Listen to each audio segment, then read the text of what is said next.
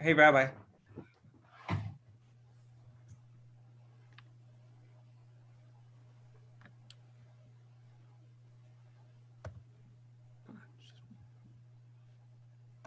Good evening. Hi, Rabbi. Can you hear me?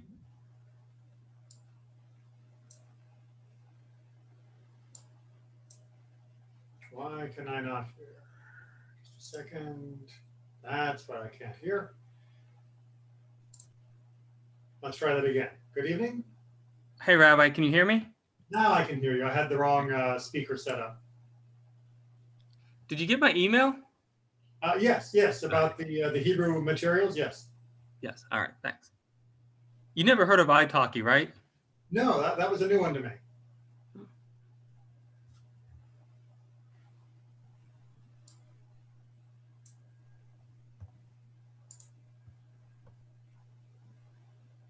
It's almost impossible to learn Hebrew in America, huh? I don't know. I did it. It depends on what you mean by. Oh, It depends what you mean by impossible. I mean, I thought you went to Israel to do it. No? I went to Israel in my third year, so I'd Oh, already learned quite a bit before I went. So, I mean, it depends on what you are looking to achieve. If you want to be able to learn enough Hebrew to read the Siddur, to read Torah, to read Mishnah, absolutely, you can learn that here in the States. If you want to learn enough Hebrew so that you can be fully immersed in Israeli culture and conversation at full speed on any topic, you're either going to need to invest in a personal tutor or you'll need to move to Israel for, at least a considerable length of time, depending upon how much you've already learned in advance. But it's absolutely possible to learn a language quite well, even without being in the country. It's just harder. right. I mean, I taught students English who lived outside of America or any other English speaking country, and they were able to learn quite a lot.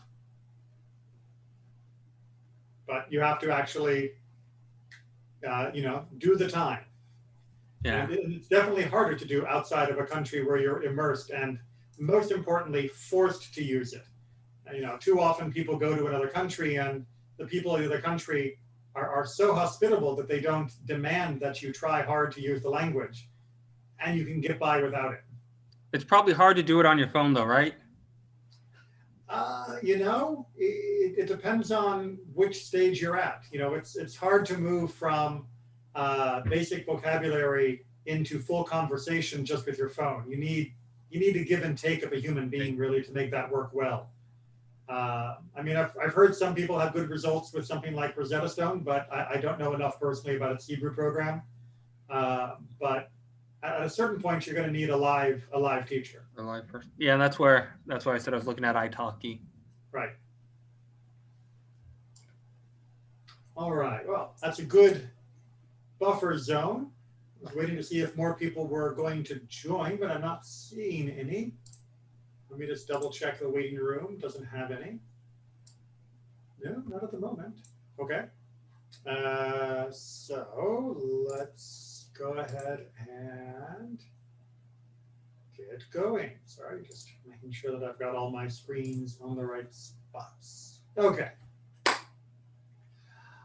So this evening for Masechet Sotah, we're in chapter 5, Mishnah 2, and we are starting off, let me just get the Hebrew up because that's actually quite important, with something that is totally unrelated. Starting off with something that is totally unrelated to anything we've been doing in Sotah. Well, I shouldn't say totally unrelated. We're going to talk about defilement, but in a technical, ritualistic sense, rather than the sexual euphemism we have been using. But more importantly, what we're beginning is a cycle of Mishnayot that are bo bayom. It was on that day. So anytime you see the phrase bayom, we are referring in rabbinic literature to a very particular day.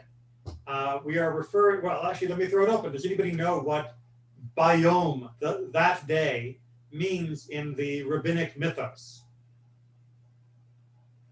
Some of you I know have studied other rabbinic texts apart from Mishnah Sotah, so it might have come up.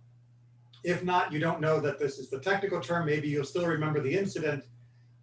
Bayom, whenever the rabbis are talking about it, refers back to Brachot 28a and b, where Rabban Gamliel was deposed, where he was the head of the Sanhedrin, and he was kicked out by the other rabbis. I have talked before about the soft form of democracy that has been in Judaism for about 2,000 years. And this is one of the prime examples of it, that even somebody that it was as esteemed and respected as Rabban Gamliel could lose their position. And on that day, there were many, many things that were decided. So I'm going to exercise rabbinic prerogative, my teacher's choice. And I want to just take a moment to look at that day, that Yom, and how it unfolded, because it will make what we're talking about, or rather why we're talking about what we're talking about, a lot clearer. So with your indulgence, we are going to pop over to Brachot 28. I think, Rabbi, that we spoke about that. We thought what happened that day in the past more than once. It is so important. I have tried to bring it up multiple times, but I know that not everybody has heard it. So we're just going to do a quick recap on exactly what happened and why, the why being the most important part of it. And then we'll get back into Mishnah Sotah. So everyone, just indulge me for a little bit. It's one of my favorite episodes in the Talmud, and it's something that needs to be studied more and more. So we have a question here. Let me just tilt that up, where the sages taught there was an incident involving a student who came before Rabbi Yehoshua. Rabbi Yehoshua was one of the great sages of the generation. The student said to him, "Is the evening prayer optional or obligatory?" This was a debated point of whether or not the Mariv prayer, Arvit, is considered to be a chiyuv, a requirement, or whether it is technically something that is reshut, it is an optional thing. And Rabbi Yehoshua says to him, it's optional, right? Technically, you don't have to do it. You should, and everyone does, but technically, he argues, it's not required, the same way Shacharit and Mincha are required. Nope, that wasn't the student, so we're good. Next portion, the same student came before Rabban Gamliel and said to him, "Is the evening prayer optional or obligatory?" By the way, this is very bad form, very bad etiquette for a student. Right? You don't go and go shopping for opinions from different rabbis without discussing the opinions you have been receiving, so that they know what it is that you've already learned and therefore can help guide you if there is a disagreement on why that disagreement is. But let's leave the student aside. In the Israeli army, there's a concept we call akifat samchut. When you go, okay, you ask for one sergeant, you don't like the answer, and you go to a different one with the same question, or that's what we call akifat samchut. Akifat samchut is when you pass away authority. Right. And the punishment is staying on the military base for a Shabbat. It's a strong one. Let's put it away. It is a big problem in any kind of community. So the same student comes before Rabban Gamliel and asks the same question. Rabban Gamliel said to him, "It's obligatory." All right, so they have different opinions. The student said to Rabban Gamliel, and here's where it gets even nastier, "But didn't Rabbi Yehoshua tell me that the evening prayer is optional?" So he is throwing Rabbi Yehoshua under the bus. Rabban Gamliel, you should recognize, remember, outranks Rabbi Yehoshua. Rabban Gamliel said to the student, "Wait until the masters of the shields," which is a reference to the Torah scholars who battle in the war of the Torah, "enter the study hall, at which point we will discuss the issue." So basically, he says, hang around and I'll show you what's going to happen. When the masters of the shields entered, meaning the other rabbis, the questioner stood before everyone present and asked, "Is the evening prayer optional or obligatory?" So now he's putting his question to the assembled group of rabbis. Rabban Gamliel said to him, "Obligatory." Now, you should remember that in many cases, the rabbis will always defer if there is a debate on an issue to the weakest students in many issues in order to make sure that they are not cowed, that they are not afraid to give their opinion if they are afraid it might go against them. Rabban Gamliel has no problem going first. But who writes the question? The student. The student, he writes the question to the master of the shield. Well, no, he asked the question in front of all of the rabbis, all together now. Okay, so Aaron, you got your hand up? Yes, Rabbi, is there a difference though in who goes first between if it's a question of fact or if it's a question of law? Because I thought sometimes on questions of law, they would want to go first to try to influence the other person if it was somebody like Hillel. Right. Or So, if it was... this is something more complicated, which we did talk about it in Mishnah Sanhedrin. But in this particular case, we can see that Rabban Gamliel is he's not playing fair. He is deliberately stacking the conversation in a particular way. Right. So Rabban Gamliel said to the sages, is there any person who disputes this matter? Rabbi Yoshua, who knows what's going on, said to him, no. Right? No one disagrees. In deference to the Nasi, right, the head, the president of the Sanhedrin, he did not wish to argue with him publicly. Rabban Gamliel said to Rabbi Yoshua, but was it not in your name that they told me that the evening prayer is optional? All right, so this is foul ball. Right? This is not the right way to behave when you are a person in authority. So he has called it out. He is maybe trying to establish the law. That's perfectly permitted.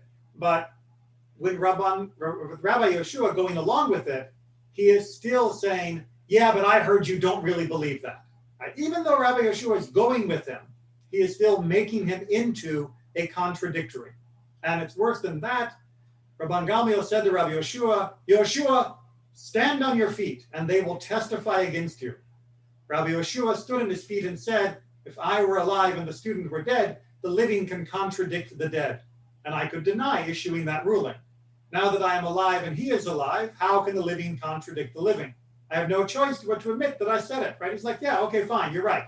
I did say that it was optional. And you're right, if I could get away with it and say I never said it and make this all go away, I would. But still, in the meantime, Rabban Gamliel as the Nasi was sitting and lecturing, and Rabbi Yoshua all the while was standing on his feet, because Rabban Gamliel did not instruct him to sit. He remained standing in deference to the Nasi. This continued for some time until it aroused great resentment against Rabban Gamliel. And all of the people assembled began murmuring and said to Chutzpit, the disseminator, right, the person who was the vocal point, stop, meaning stop conveying Rabban Gamliel's lecture, and he stopped. So they remember they used to have people who were their microphones. Rabban Gamliel would teach, and then this guy would broadcast it. And they basically tell the microphone, shut up. They are muting Rabban Gamliel's mic because of the rudeness that he is using to treat Rabbi Joshua. Everyone following the story so far? Okay. The Gemara relates that in their murmuring they said, how long will Rabban Gamliel continue afflicting him, meaning Rabbi Joshua? Last year on Rosh Hashanah he afflicted him. Rabban Gamliel ordered Rabbi Yoshua to come to him carrying his staff and bag on the day on which Yom Kippur occurred, according to Rabbi Yoshua's calculations. Regarding the firstborn incident involving the question of Rabbi Sotah, he afflicted him, just as he did now, and forced him to remain standing as punishment for his failure to defend his differing opinion. Here too he is afflicting him. Let us remove him from his position as Nasi. Right? So the people are basically saying, he has done this kind of humiliating behavior to Rabbi Yoshua more than once. This is clearly a pattern, a precedent. He is behaving reprehensibly as the president of the Sanhedrin. We need to get rid of him. And so they removed him. He is no longer the Nasi. Verse 21, it was so agreed, but the question arose, who shall we establish in his place? Right? Who gets to be the replacement? Shall we establish Rabbi Yoshua in his place? The sages rejected that option because Rabbi Yoshua was the party of the incident for which Rabban Gamliel was deposed. And so basically he was too close to him. Appointing him would be extremely upsetting for Rabban Gamliel. Shall we establish Rabbi Akiva in his place?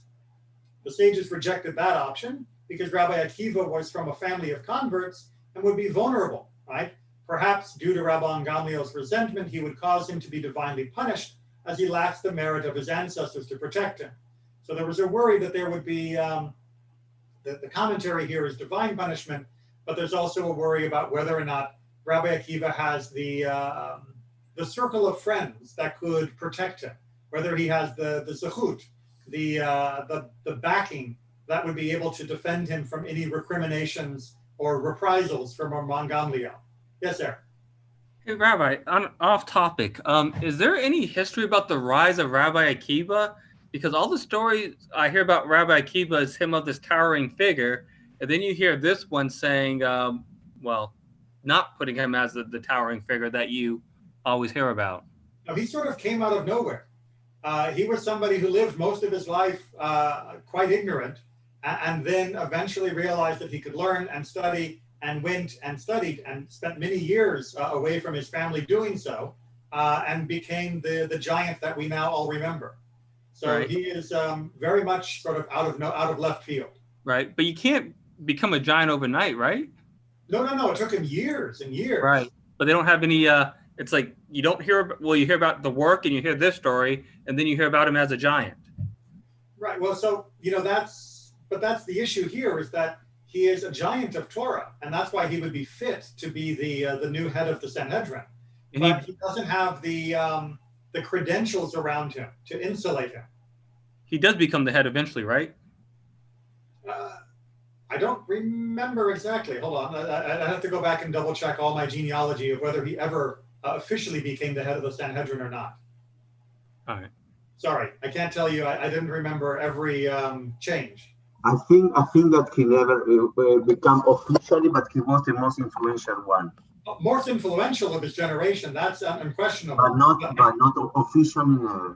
As I was saying, I don't think he was the head of the Sanhedrin, but I can't I can't swear to that. He got too many. Don't forget that we have the Romans in the middle also, that the rebellion and everything. So yeah, the Bar Kokhba rebellion didn't help give him a long life. But he had enough authority to make that decision. Which decision? To revolt against the Romans. Every rabbi made that decision for themselves. Oh. Yes. That's why Rabbi Joshua actually argues, I think it was Rabbi Joshua, argues against him that Bar Kokhba was not the Messiah and we shouldn't revolt. Rabbi Ishmael was against. There were many rabbis that were against. Yeah, the famous phrase in retort to Rabbi Akiva when he said that he said that Bar Kokhba was the Messiah, was that Rabbi Akiva, grass will be growing out of your cheeks before the Messiah comes, meaning you'll be dead and buried. So yeah, there were many who disagreed with what happened. So we're going to go ahead and skip how we eventually get to Elazar ben Azariah. He's the one who ends up becoming the new head. But I want to point down to what happened on that day, because that's where we get back to our story in Sotah. There we are. It was taught on that day, right? Here we go, right? Oto hayom. On that day, they removed Rabban Gamliel from his position and appointed Rabbi Elazar ben Azariah. There was also a fundamental change in the general approach to the study hall, right? So it wasn't only changing the Nasi, changing the president, it also changed the way they did business. As they dismissed the guard at the door and permission was granted to the students to enter. Right? Instead of Rabban Gamliel's selective approach that asserted that the students must be screened before accepting them into the study hall, the new approach asserted that anyone who seeks to study should be given opportunity to do so. As Rabban Gamliel would proclaim and say, any students whose inside, his thoughts and feelings, are not like his outside, his conduct and character traits are lacking, will not enter the study hall. But so anyone, but for free, or still they need to pay? So most of the opinions are that this also got rid of the price. That they got rid of the guard both for checking people and for collecting payment.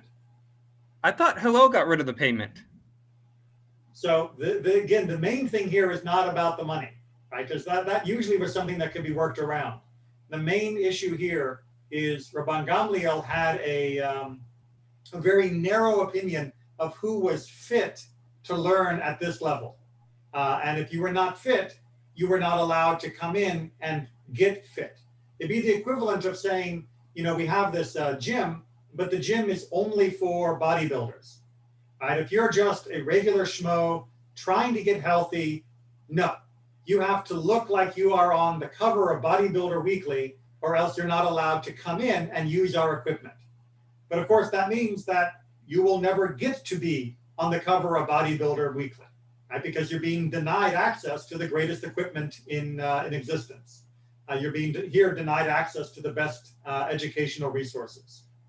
So it seems that there was a popular feeling that it should be allowed to be much more open. And indeed, as it goes on to say in the next section, the Gemara relates, on that day, several benches were added to the study hall to accommodate numerous students. Rabbi Yochanan said, Abba Yosef ben Dostai and the rabbis disputed this matter. One said 400 benches were added, and one said 700 benches were added. Right? The whole idea was that a massive quantity of new students were brought in. And that means, moving on just a little bit more for the interest of time, there was a tradition that Ediot, meaning the tractate of Ediot that we've studied before, was taught that day. And everywhere in the Mishnah or in the Braita, they say, on that day, Bo Bayom, it is referring to that day. There was no halacha whose ruling was pending in the study hall that they did not explain and arrive at a practical halacha conclusion. And even Rabban Gamliel did not avoid the study hall for even one moment. Right, so it's good. He didn't begrudge them, but he is now participating in the discussion, not dominating the discussion. It is taking the Beit Midrash and turning it back into a democracy rather than to a dictatorship. And that is a massive step in our history. This was the end of what had really become sort of a nascent papal authority, that where you would have one voice that would dominate the conversation and instead allow more voices to participate. And not just more who had already been there, but a massive influx of many other people who had not been allowed to participate. This is a massive increase of the franchisement, of getting more and more people the right to vote. Why did you decide by coincidence to teach this part, democratization, after the election? Well, actually, I didn't. It's just that we ended up in Mishnah Sotah with Bo Bayom, and it's really hard to understand why Bo Bayom is important unless you understand the background. I know. But unless you understand the background. Now, it's coincidental for me. Is it beshert for the powers of the universe? Who knows? But this is the way that our study schedule happened to work out. So the point again being that there was a massive amount of new study, and the rest of the section of Barachot goes on to talk about this in much more detail, and I highly recommend it to those who would like to know more about it. But I want to bounce back to our Mishnah if we're done with questions on what happened on that day. Okay, come on. There we go. All right. So, Bo Bayom. Now we're back on that day, and we are going to see a few Mishnahs. Mishnayot. Actually, Rav, if I can add a little to the story, because I remember the story. I went through it very quickly, so you can add anything that you think would be relevant.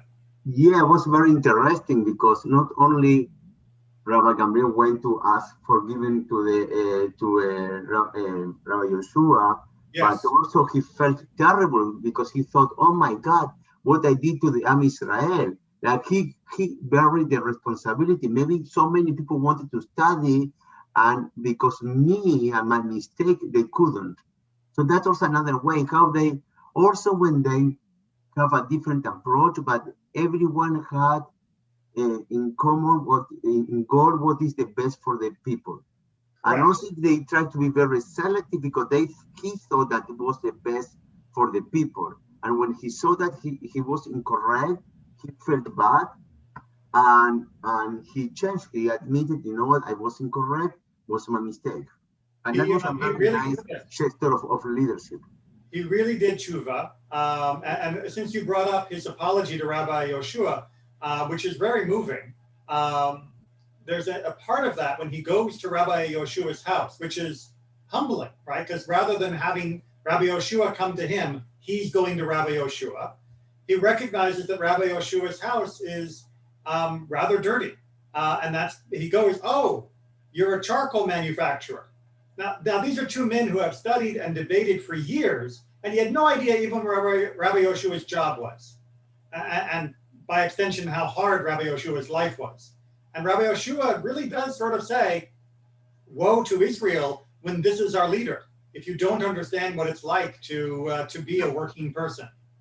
So it is a very poignant section. And yes, there's so much more to be said and discussed about Bo Bayom. I highly recommend people go check it out. 27B, 28A. It's an absolutely fascinating look at the internal discussions. What's really important, though, is that they felt that more people would help settle debates rather than fewer people, right? Greater number of people participating helped resolve the issues rather than create new issues.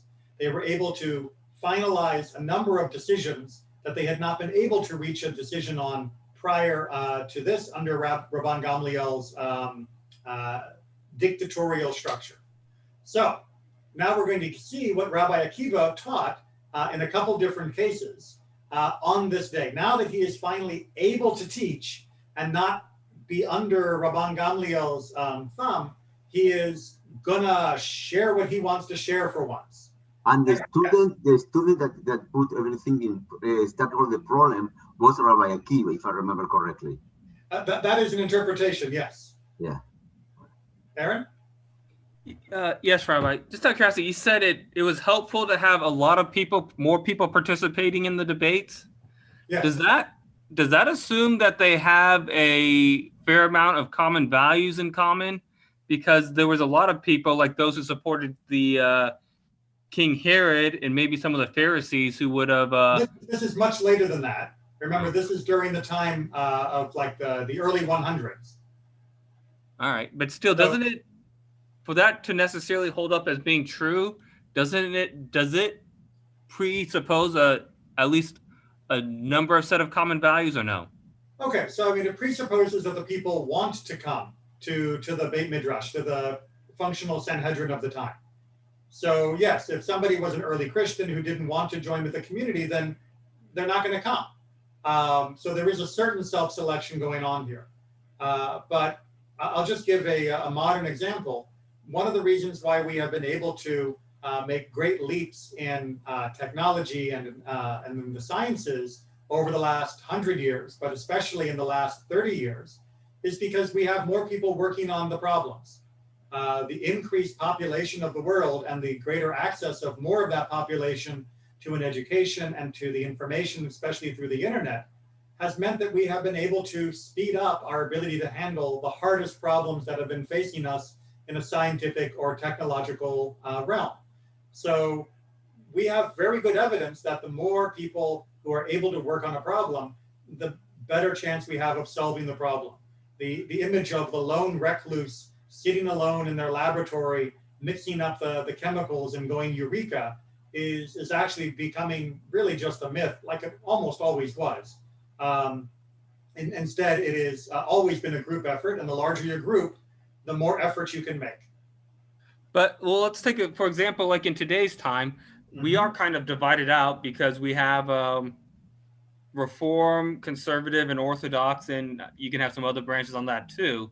If we forced them all to come together, that probably would not be, I mean, would that be considered productive or? So if there was a framework in which all the voices of Judaism could be heard and could discuss and could share their vision for a collective Judaism, and if that process was done in a way that everybody believed was being done fairly and right, then yes, it would make a chance for people to vote after long discussion and debate and come to conclusions that would be that would have the imprimatur of objectively agreed upon by the majority of the Jews. I think that would actually move us forward very well. Unfortunately, that's not going to happen. Isn't that one of the problems in Israel? Is you have too many sectors who can't really agree? But in Israel, you're talking specifically about the political power that they're trying to achieve for themselves not about reconciling different issues of how to live a good and moral life. And in Israel, you should also remember, they do agree, in the sense that there hasn't been a revolution since 1948, that there are elections and you get coalitions and the coalition pass laws, and those laws are the laws of the land. So it does work even in Israel, where there is the temptation for corruption and political power. That would be different than a more religious-based discussion among all the world's Jews.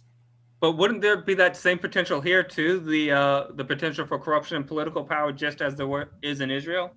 So if you're talking about world Jewry, then where would the corruption come in? Who's controlling the money? Who's controlling the power that would be wielded? Unless you think unless you think a majority of the Jews are going to vote to impose like some dictator, it's not really going to be possible for any one person or group to be ultimately exploitative of the system. It's only when you introduce money into the system, which we unfortunately did see recently in the World Zionist Congress, that you begin to get the potential for corruption and abuse. I thought at this point in time it's still a state, though, right? It's not, when you talk about world Jewry, it's mostly a state, right? Which time are we talking about? Modern 21st century or the first? This time with Akiva versus. No, there was no Jewish independence at this time. It was complete Roman rule. Oh, I knew it was Roman rule, but I thought they had their own kind of community. So well, they had their own community-ish, and there was some level of self-governance, but it was severely limited because of the Romans. Oh. Okay, Mishnah Sotah, half an hour in. We got it. On that day, Rabbi Akiva expounded, and every earthen vessel into which any of them falls, any of them being a sheretz, a creepy crawly that is a source of ritual impurity, everything in it shall be unclean.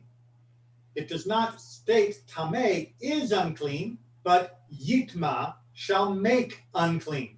So he is doing a midrashic move of how to interpret the precise wording of the phrase. This teaches that a loaf which is unclean in the second degree makes unclean foods which come into contact with it in the third degree. Okay. What is itma, Rabbi, again? What's that? What is itma? Yitma will make it unclean, to make it tameh.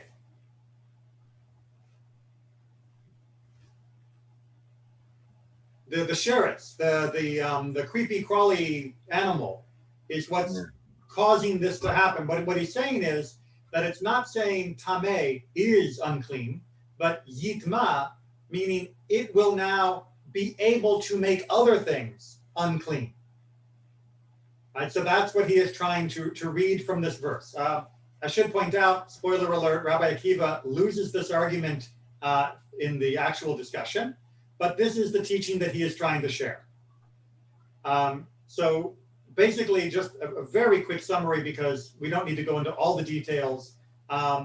Just as there are categories of things and increasing categories of holiness, there are categories of things and their ability to make other things desanctified, to make them ritually impure, ritually unclean.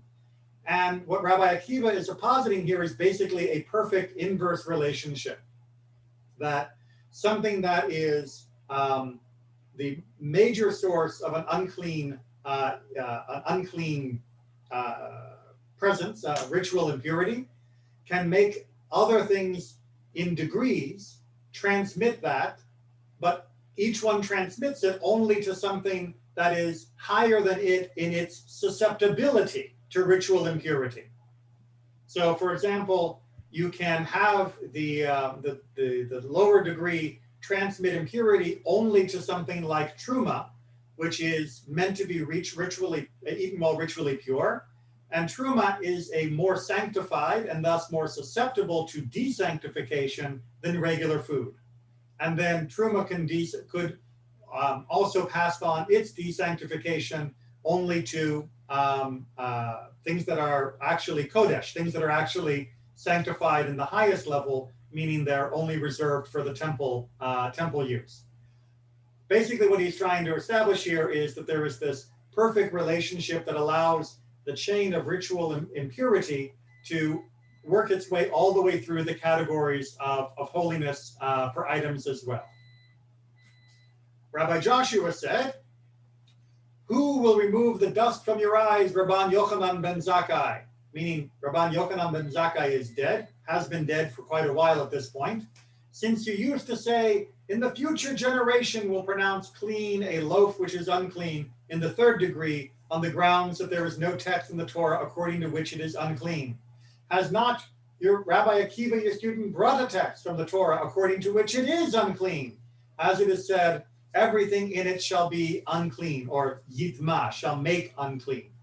So Rabbi Joshua is saying, Rabban Yochanan ben Zakkai, you used to think that people would not be following this rule because there was no Torah proof. But here comes Rabbi Akiva, who has invented, revealed, depending upon your interpretation, a Torah proof which makes the point you were trying to make.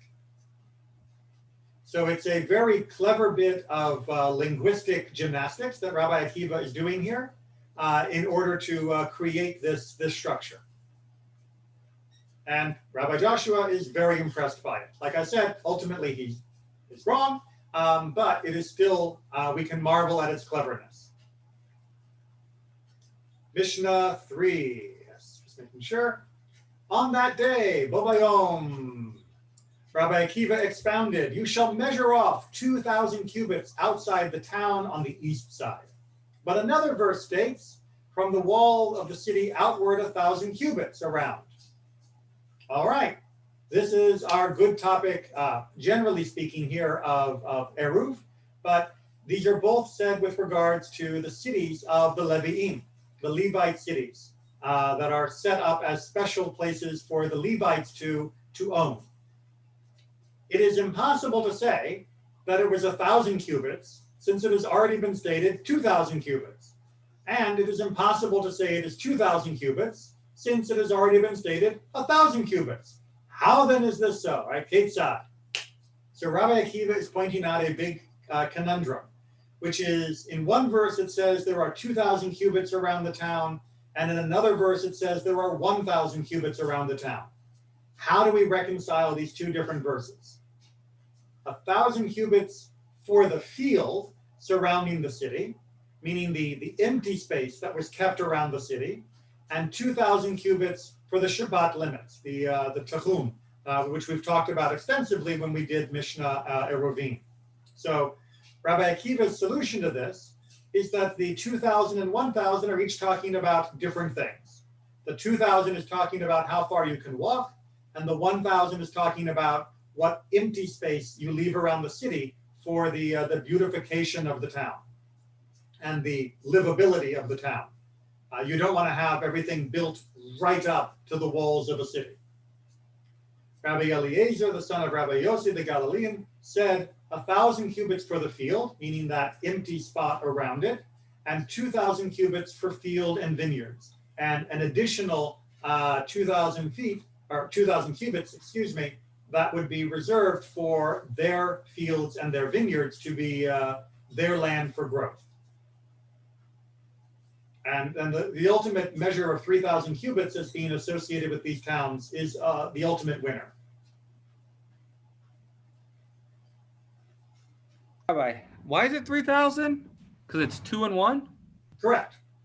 And the one is they're not overlapping, but they are extending from each other. And the field is the 1,000 right by the gates? The 1,000 is the emptiness, that is the empty field as it's being described here, that was considered to be an important part of a healthy city. And it was healthy because it was for grazing, right? Well, there's a number of different discussions. I mean, commentators say that it was healthy for ventilation, that it was healthy for the aesthetics. Personally, I think it would probably also have been considered healthy for security. Green area also, they wanted it as a green area. Right, and as a green space.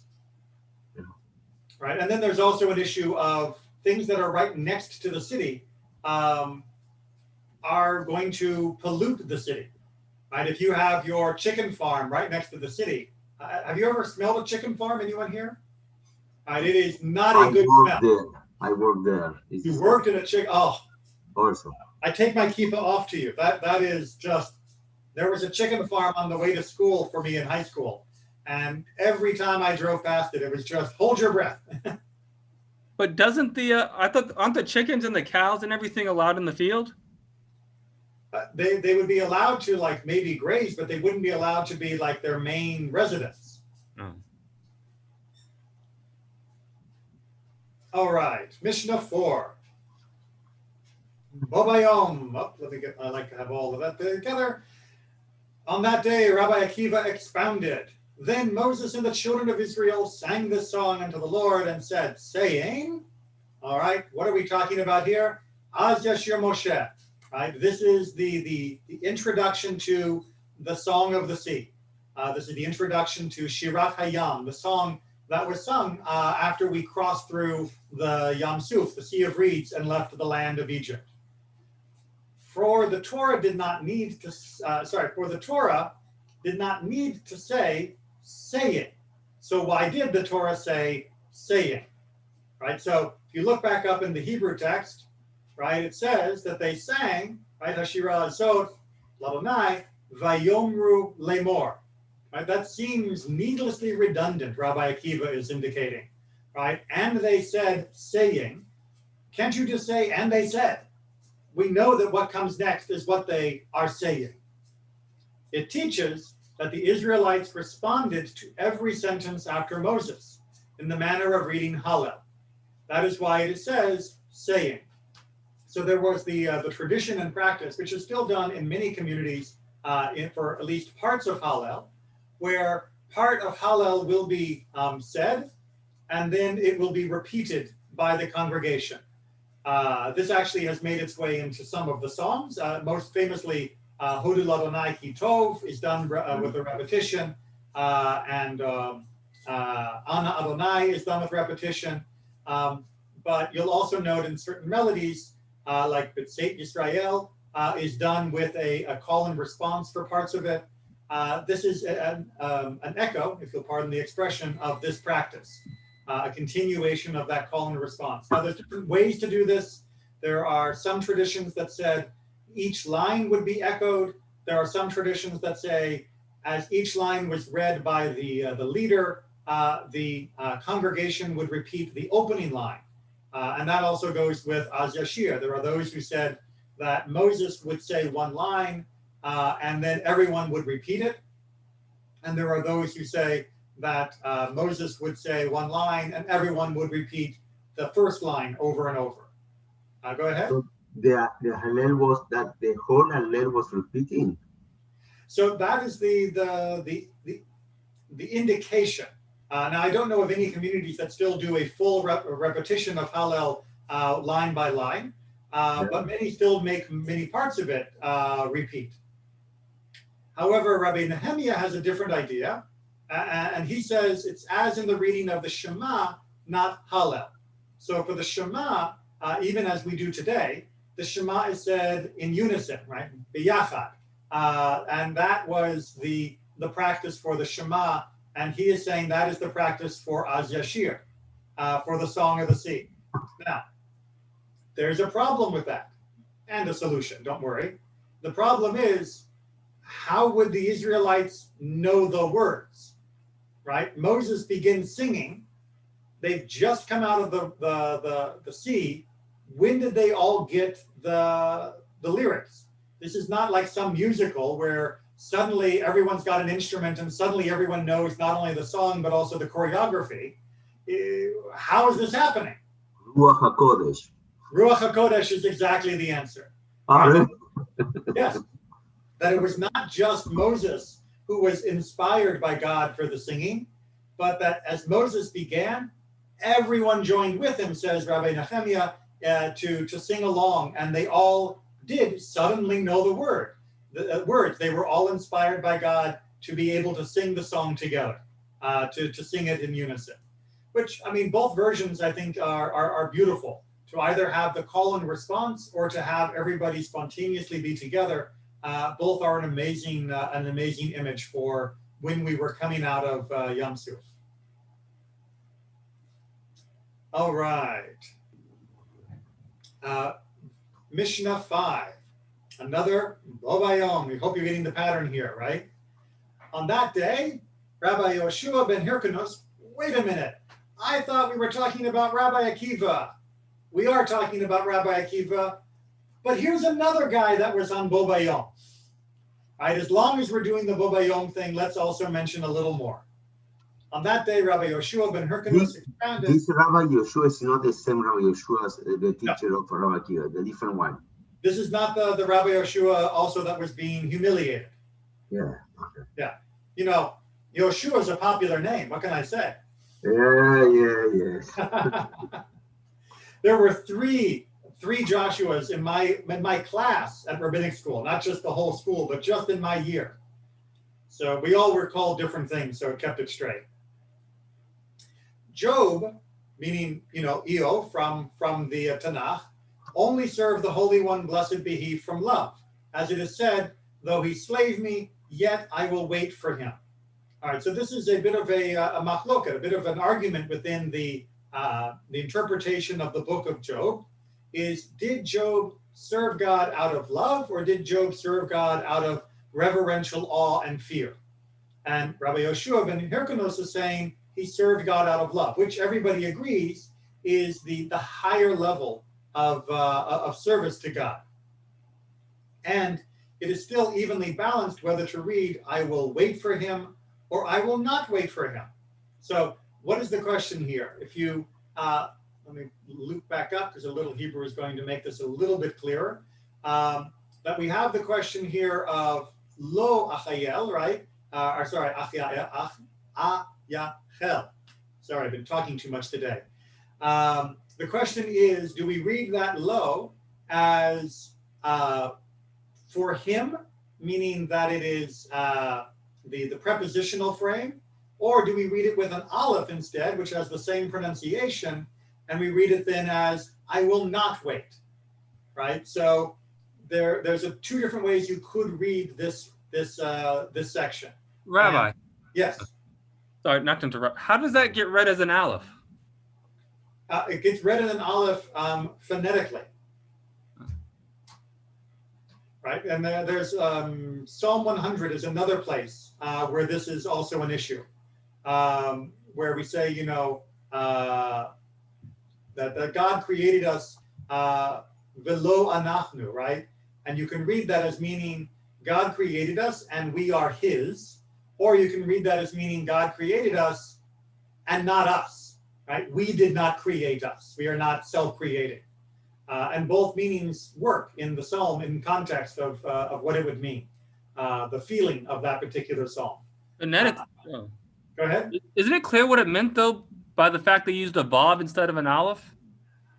Oh, but if we only went by what was clear, we wouldn't be able to say hardly anything, right? Do not be misguided simply because it seems to be obvious. The obvious answer may be right, but it doesn't have to be the only thing that's right. Right? It's obvious the ground is made of dirt. That doesn't mean that if I don't dig at it, I won't find gold. So Scripture states, until I die, I will maintain my integrity. Right? This teaches that what he did was from love, that even up to his own death, he would still do it. And that is a sign of love rather than a sign of doing it just out of fear, which you might back off from. Rabbi Yoshua ben Hananiah said, who will remove the dust from your eyes, Rabban Yochanan ben Zakkai, since you had expounded all your life that Job only served the omnipresent from fear, as it is said, a blameless and upright man that fears God and shuns evil. Did not Joshua, meaning Ben Hyrcanus, the student of your student, teach that what he did was from love? So again, Rabbi Joshua, this is our main Rabbi Joshua, is celebrating the insightful opinion of this other Joshua in a way that is able to raise and elevate the discourse. And all of this happened bayom, on that day. Again, reminding us that by allowing more people to participate, by allowing more people to add to the conversation and to be in the discussion, that we were able to achieve more and more understanding. And again, whether or not these end up becoming the primary understanding or the halakhically followed understanding is less important than we were generating greater knowledge, uncovering more facets, more faces to Torah. And I think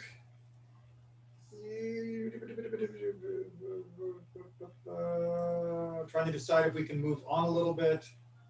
You know what? I think we can do just a little bit of Mishnah of chapter 6, because they're quite short and fairly self-evident. So we can go ahead and begin moving on that if no one has any final questions about the end of chapter 5. Okay, so chapter 6, Mishnah 1. If a man warned his wife, if a man warned his wife and she secluded herself with the other man, even if he heard, meaning that he found out that she had done so from a flying bird, he must divorce her and give her the ketubah. The words of Rabbi Eliezer.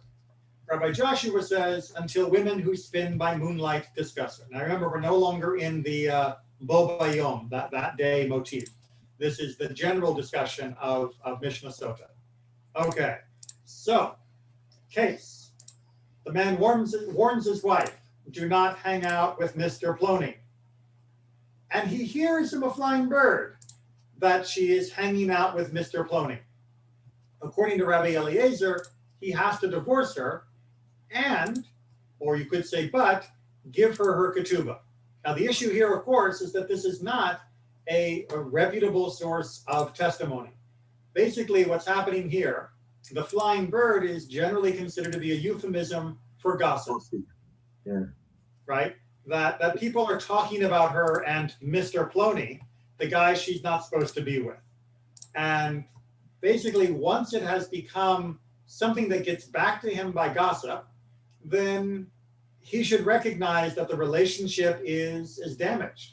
And therefore, he should divorce her and give her the ketubah. Now, he has to give her the ketubah because there's no proof that her and Mr. Plony actually did anything wrong. There's not even enough proof to begin the Sotah ritual. But there's enough damage done by the gossip to say that this relationship is done. Now, Rabbi Joshua puts a higher bar on this, and he says, no, the divorce and ketubah only happens when the women who spin by moonlight discuss her, right? When she becomes a topic of casual conversation among like the sewing circle, and that everybody knows that it's just, oh yeah, of course she's, with Mr. Plony and her husband is, doesn't know and she's fooling around. Only when it reaches that much higher level of common gossip does it become required for him to part ways with her. That he is not forced to do it at the first hint of gossip, but only when the gossip becomes commonplace about her infidelity. Again, there's no evidence. We're not talking about witnesses that can be used to bring her before the court for actual infidelity, let alone for, the potential seclusion. But this is enough to say it has become a shanda, a shame in the community, and the separation is required. Questions or comments? I personally find it rather interesting that they're using different degrees of gossip as a legal measure, right? I mean, gossip, this is like rechilut at least, if not lashon hara, is not generally something that is at all wanted or respected within Jewish practice. People shouldn't be gossiping about each other really under any circumstances. But here, if it's happening, the rabbis recognize that it is having an effect. It shouldn't have been gossiped about, but if it is being gossiped about, we can't pretend like it isn't happening. and so too her husband can't pretend like it isn't happening. All right, I think we can just because it's also, I think the problem is of not only the relationship but also the reputation of each person. That makes it very difficult for them to live in the town yes. or the community. No, I mean it becomes a big problem all around, and plus if her and Mr. Ploney really are interested in each other, then he can divorce her and give her the ketubah, and she can marry Mr. Ploney, right? And then the gossip goes away because now that's his wife. So this is potentially also opening up a solution that would help resolve the tension in the community. It's not great, obviously, to have this sort of thing happen, but at least it is offering a solution to the problem rather than letting it fester. Rabbi, what kind of evidence would they need to adjudicate on this? Would they just need about 2 people to say, I've heard people talking about this on more than one occasion? No, this is a question of where the husband would hear it, and the rabbis are telling him, this is what you should do if you hear this. Oh, but the second one, they raise the standard to normal gossip, right? But again, they're talking about what the husband is supposed to do. Oh. Now, whether or not the court would intervene to force him to do that is a different level. Right? But what they're saying here is that you're a husband, you've warned your wife. Again, remember, they did not recommend doing that, partly because of outcomes like this. And now you are getting whiffs of her fooling around. Divorce her. This is what you should do. Right? The same way that the rabbis say you should say the Shema in the evening, you should. Maybe you will or won't. You might disobey that ruling. But technically, no one's going to kick down your door to make sure you are. So if he hears about it and ignores it, technically he's violating at least the first opinion. But it's not necessarily an actionable court case. This is telling him what his response ought to be. Rabbi, can I use the last 30 seconds of our time? Yes, I think we'll go ahead and pause there because I don't want to begin Mishnah 2 because I know that I've got dinner waiting for me in the other room. So go ahead. I was reading this week, studying Ruvim, and it's interesting that the 2 rabbis that they think that we need to give respect and kavod to the rich people are one, the most rich people, and the other one, the most poor rabbi. Mm. Like the both extremes, like Rabbi Akiva and Nasir, Rabbi Nasir, both of them, they were, we need to respect, give kavod because they were the one that maintain and feed poor people. Which, it's important to see that they're both respecting them because they know that it leads to a desirable end. And it's interesting that they accept the reality. They accept the reality. It's not like they say, well, look at those people. Maybe we need to try to figure out how to make more, like Rabbi Yoshua don't see people that they are scholars that don't have what to eat. That's not what it's normal that there will be poor people and rich people. It's part of the life. They're not exactly saying it's normal. I mean, the Torah fights with this issue as well. The Torah basically says, there should be nobody poor among you, but when there is, you need to take care of them. And I think what is being seen in this is that there are realists that there are poor, and if one of the ways you can take care of them is by stroking the egos of those who have the money to support them, you stroke their egos, right? You shouldn't say, you must do this just because God commanded. You can do some of that, of course, but if you can get them to support the poor more by saying, Yasher Koach, this is amazing, we're going to name the food pantry after you, then name the food pantry after them, and if it gets more food into the mouths of those that are hungry. Massage the egos, that's okay. It is. This was something that we had long discussions in rabbinic school. How much do you flatter donors? How much do you praise them? How much do you overemphasize what they have done? And the issue becomes, can you continue to do things without that? And yes, it would be nice if everybody was at the highest level of Rambam, that they did what they did anonymously and didn't need to be rewarded and didn't need the acclaim and the kavod, the honor. But not everybody's there. And that doesn't mean that we spit in their face when they want to help. Yes, it means we're going to shake their hand, we're going to smile and say, wonderful, because they've taken a good step. They've done something that is good. The same way that a child who takes their first step, we don't say, why aren't you running? We say, hey, it's good that you're walking, and you're going to get better and better at this. Hey, Rabbi, I have a question that's on a different issue, real fast. Mm-hmm. Just out of curiosity, how was Akiba able to obtain the title Rambam but not Nasi? I mean, those seems like that was a very prestigious title, right? How was he able to attain which title? Rabam, not Rabbi. Rabban. Sorry, Rabban. Rabban was both respect as well as Natan was gesturing, a certain lucrative support. Really? Because I thought that title was extremely hard to achieve, and only less than 20 people achieved it. Yeah, very, very small handful. But generally speaking, it was respect of the peers that put you in a certain position. But there was almost always a certain amount of financial stability that helped you receive that position.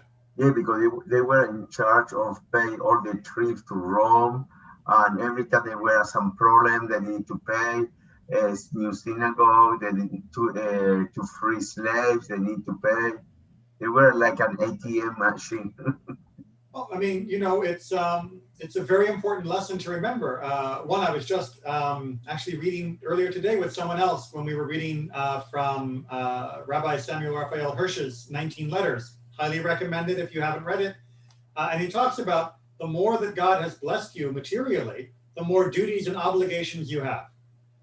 And this was something that was really put into practice during most of Jewish history, that we have no problem with people having great wealth, but we see great wealth as also bringing with it great responsibilities to the community, and to use that in a way that will benefit others, not just yourself. With greater power, you have greater responsibilities. You didn't know Spider-Man was Jewish, did you? All right, well, we'll leave that on that positive note. And remember that even if you don't have great resources, you still have some. And if you have some, you still have some responsibility. Yeah, always everyone can give $18. You don't need to wait until you have 1,000 to give away. And that's absolutely right. All right, so again, everybody, enjoy your dinner. Thank you for the. Thank you. Thank you. Thank you for the show. All right, thanks, Rabbi.